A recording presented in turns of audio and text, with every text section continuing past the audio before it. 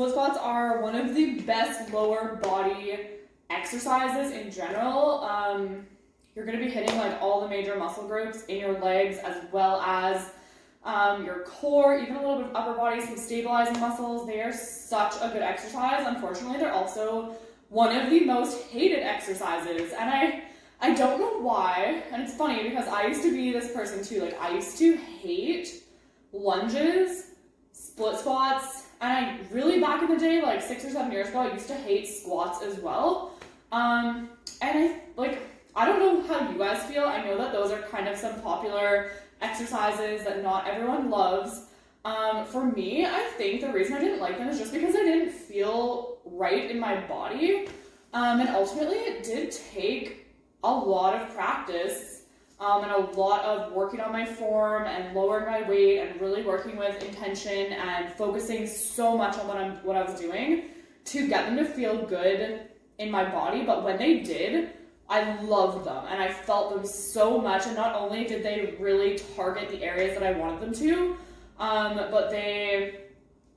but I love them now. They felt amazing and they felt like such a good output exercise. So as I've kind of talked about in a couple of videos, there are exercises and sets that are kind of more output oriented, meaning like they take a lot of energy to perform the set. Most compound movements in general are more output oriented as opposed to like an isolation type exercise. So split squats are one of those exercises that they take a lot of output, they take a lot of energy. You're using a ton of muscle groups, a ton of joints, a lot of different muscular systems in your body to even just perform that basic movement. So they are similar to lunges. A lot of the concepts that you can apply to lunges, you can definitely apply to split squats. But I've never done an actual exercise overview for them specifically, so that's what I'm going to do today. The first thing I want to talk about is there are several variations to a split squat, just like there is with pretty much every exercise. So no matter what type of split squat is in your program, you can choose to do a slightly different variation. Kind of the most popular ones would be either just a body weight split squat, a goblet split squat where you're holding your dumbbell goblet style, or the one where you're holding your dumbbells at your sides. Those are kind of like the main three, although you could see other variations in your programs as well. So if for whatever reason, though one of those variations doesn't feel great in your body, play with the other variations and give them a try. If you're someone who struggles with them a lot, just start with body weight. Sometimes though, body weight isn't always the best option for an exercise like this or like lunges if you struggle with it, because it can almost help you to kind of have that anchoring weight in your hands to kind of like help balance you if you're someone who feels like you struggle with balance. Like I say for everything too, if you identify as someone who struggles with something, you're probably going to struggle with that thing. So if you say like, oh, I don't have good balance, again, we want to shift that mindset. I don't even want to hear you say that. I want to hear you guys say like, balance is something that I've struggled with in the past and now I'm working on it. So we want to get rid of those types of thoughts and those things that we say to ourselves at all in our whole life, training, life, every single aspect of your day. So that's one thing I want to say. Now I'm going to get into the exercise. So again, as always, you want to make sure you're setting up the exercise properly. You want to be initiating the exercise properly. You want to be contracting the proper muscles and getting the most out of the movement. Ultimately, that's why we're here. That's why we're working out. We don't want to half-ass anything. So the setup for a split squat is really, really important. I'm going to start with just the basic setup for a kind of body weight split squat, and then I'll go into detail on the other ones. But the body weight one is going to kind of overlap the other two. So you want to have your bench set up. Again, I know not everyone has the luxury of having multiple different heights of benches and whatnot, but you want your bench to kind of be about knee level ideally. So like if you don't have a bench, you want to find something that's about knee level. If it's a few inches, a little bit over, a little bit under, that's okay. So you're going to set up your bench, and then you're going to pick, usually you want to pick the weaker leg to start with. That goes for any exercise where you're training your limbs one at a time. You're generally going to want to start with the weaker side if you have a weaker side. If you don't, you probably want to start with your less dominant side. Because if you have a weaker side, we want to train that side first, because even if you're not working it, it still takes energy from your body to train the other side, and then that weaker side is going to be even weaker because your energy has already gone to the stronger side. So if you have a weaker side, start with that side. And for this exercise, the working leg is going to be the leg that's planted down on the floor in the front. Your back leg, which is going to be elevated on your bench, your couch, or your chair, that's the leg that's not doing the work. So we don't want to have hardly any weight at all in the back foot or leg, okay? So I'm going to turn to the side so you guys can see. Now in terms of your stance, there's a few variations. You can take a slightly closer stance. You can take a slightly wider stance. Most people, if they're new to this exercise or if they're struggling with it, sorry, my connection just came out and in.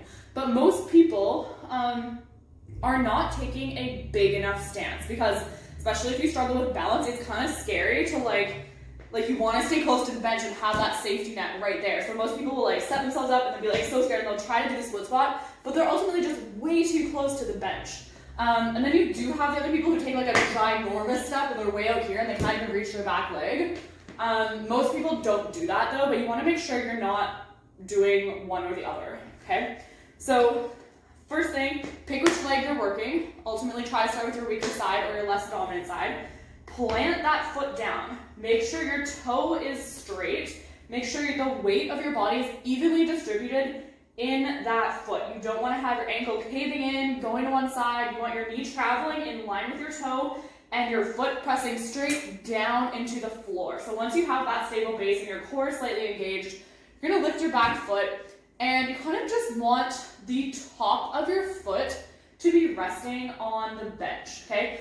For your hips, you want to keep them about shoulder width apart. You don't want to have your hips like your knee cranked in over here or like super, super wide stance over here. I know you guys can't see me from the front right now, but you just want to kind of keep your hips in alignment, okay? So that's going to be the first couple things. Plant down your working leg, your working foot, core engaged, and then just put the top of your foot onto that bench. So ultimately the goal is to be super stable in this position. Like you should not, like if something is to hit you right now, like you should not be moving, okay? So you want to get super comfortable here. The next thing we are going to do, whether you have weights in your hands or not, you want to make sure your chest is up. Now I'm not saying to crank it up like this, but just make sure your chest is up and open. We don't want to have like a slouched in posture, because that's going to throw off all the other muscular systems and things we got going on in our body. So just open your chest, keep your upper back slightly engaged. So shoulder blades a little bit together and shoulders down away from your ears. We don't want to like work on damaging our posture, because most of us don't have great posture to start with, okay? So from here, we're going to be hinging on our hips. We're also going to be hinging on our knee joint. So ultimately, you're going to be pushing the floor down with the working leg. I basically have no weight in this leg. It's just kind of resting here for balance and support. All right, so we're going to bend that knee. You're going to see my hips also start to hinge, and you're going to come down. All of the weight is in my front leg. There's no weight back here, okay? So I'm going to go down into that split squat. You do not have to touch your knee to the floor. You do not have to fall so deep that you lose the tension on your leg. You should be feeling this in your quad. You should be feeling this in your hamstrings. You should be feeling this in the glute of the standing leg. You might even feel this in your calves. It's pretty much a full lower body exercise. You're going to come back up to the top. You don't want to lock out your knee at the top. You want to keep that tiny little bend there, and you're going to go back into it again. So if you feel like you're losing balance, make sure your foot is pushing down into the floor. Make sure your chest is up and your core is engaged. Those are the cues that generally help people when they are losing their balance. So if I have a client here and I'm training them and I see them starting to go like this, I say chest up, back tight, and they pretty much just fix it immediately. So that's something you want to think about. When your leg is starting to get tired, it's all in your mind. What you don't want to do is start to shift weight onto your back leg to take over. Again, we're focusing on the front leg only. Okay, so from there, if you're using two dumbbells, ultimately again, you want to make sure you're holding them in the middle of the dumbbell, because if you grab them too close to the front or the back, you're just going to throw your balance off even more. So why would we complicate it? Again, we're going to set up that stance, make sure that it's set up right for your body. plant that foot. If you're not set up right, just take a little jump until you are. All that weight in the front foot, making sure your knee is traveling in line with your toe. We don't want your knee caving in or out to the side at all. Chest up, back engaged, core tight. Here we go, bending at the knee. Right there. So this is about a perfect stance for me. I have fairly short legs. And you want to keep a little bit of tension in your arms, but you shouldn't be like holding the weights up here. Our legs are doing the work, right? So if we're holding the weights up here, then we're taking the tension of that weight into like our biceps. So we just want to have straight arms, a little bit of tension for that balance and control, and going into the split squat. So the next option would be the goblet style. So there's multiple exercises that will be in your programs to be done goblet style. Most people are almost too scared to go too heavy with a goblet style exercise because they feel like their arms can't hold it. But when you're doing a goblet style, you should primarily be holding the weight with your back, not with your arms. So this is only a 10-pound weight, so this is quite light. But I can pretty much grab like a 40 or 50, 60-pound dumbbell, bring it to my knee, bring it up here. Now from here, I'm just engaging my back. My arms aren't really doing anything. I'm basically holding this weight with my back. So don't be afraid to go a little heavier with your goblet style exercises, whether that's just a squat or a lunge. Don't be afraid that your arms are gonna give out. Like if they do, that's okay. Like you just drop the weight, no big deal. I know that I will say like form over weight, and that's absolutely true, but I have had a couple people requesting things and asking me questions about goblet style exercises. So again, you want to make sure you're holding that weight predominantly with your back. So shoulders down away from ears, upper back engaged, rhomboids engaged. You can even use some lat engagement there. Now get familiar with that stance. The more you do split squats, the better you're going to get. So get familiar with where your foot placement is going to be from that bench. Back foot is going to go up, gently resting. Now my back stays engaged. If I go into my split squat and I let go of my back, I'm going to start to round forward, and I'm going to be all wobbly, wiggly, and I'm going to lose control. So that's why we always want to be tense, tight, and in control of the movement.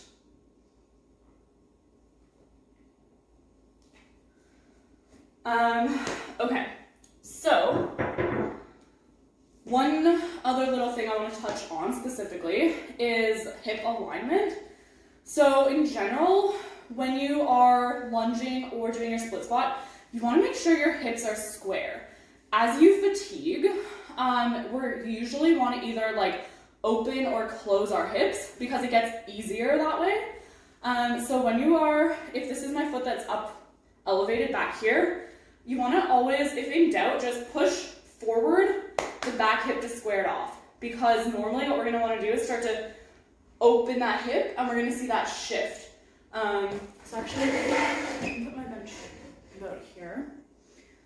So if I have my foot here, my back foot here, I'm a little close to the screen here, but whatever. All right, so here we go. Now, it's going to be human nature as I fatigue to want to open my hip because it gets easier. So when in doubt, drive that back hip forward to square your body off. So we want to be square in alignment to the front of the room or to the mirror. Same thing with this knee. We want it to be traveling in line with the toe. We don't want it to be caving in here. All right. So those are a couple little quick tips for that. Does anyone who's watching have any questions specifically about split squats? If you do, let me know. I'm going to take a look at my notes and make sure I covered everything. Okay, so again, if you are struggling with one of those variations, I would bring it back to the body weight version. Try to master that. The next kind of level up one would be dumbbells at your sides, and then goblet is probably the more challenging one, but everyone is a little different.